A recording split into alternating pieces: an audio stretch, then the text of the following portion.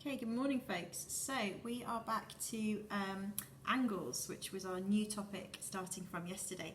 So yesterday you guys were kind of getting used to a lot of new vocabulary and knowing the size of different angles with different names. So hopefully you are more confident with that. Now today our learning target is to measure angles using a protractor. And I know from some of the Zoom meetings yesterday that some of you have a protractor at home, okay, which is great. So you can have a go at practicing doing this with drawing angles and with measuring it with a protractor. But if not, we have got an online protractor that you can use. So if you don't have a protractor, that's absolutely fine. Okay, so the first step to do to find your online protractor is to go to this link on here. Okay, and that will take you to this app here. And what you have here is you have a kind of virtual protractor. So what is really important with your protractor is that you line it up correctly to read off it. So here is our angle here. You can see those two yellow lines. And what you need to do is you need to rotate the protractor so that you match up the lines with one of the yellow lines with the red line. Now it could be this red line here, it could also be that red line there, but you have to make sure that when you're reading off that you are using the scale really accurately, just like we have when we've done other measurements as well, and we've done that in IPC. So for this one we want to measure it up as carefully as we can, and it might take a little bit of time. And if you were doing this with a real line, if that yellow line was a real line that you'd drawn, you'd be doing it just as carefully.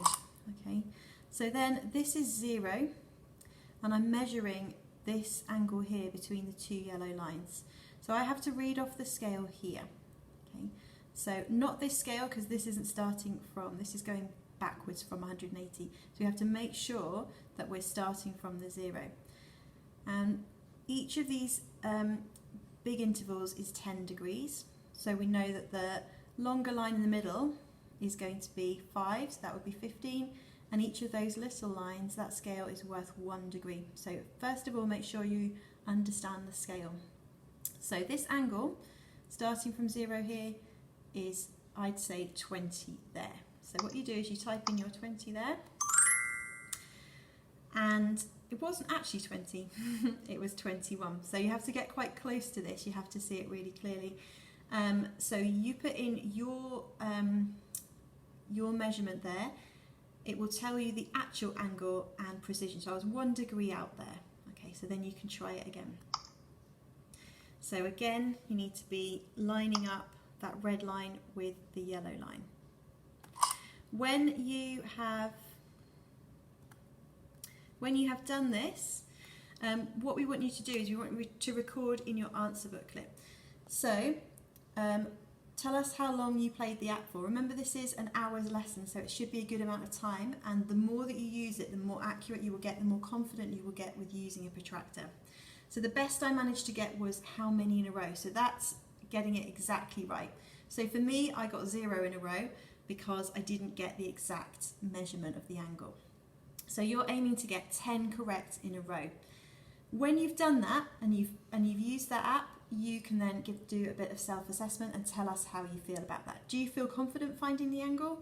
Mostly good, still a bit unsure, or you've got no idea. Okay, hopefully you're not here. Hopefully you'll be up at this end. Okay, right, to give that a go, if you've got a real protractor, you could have a go at drawing some angles and then measuring them in exactly the same way, lining up with that straight line there with the 0 and then measuring.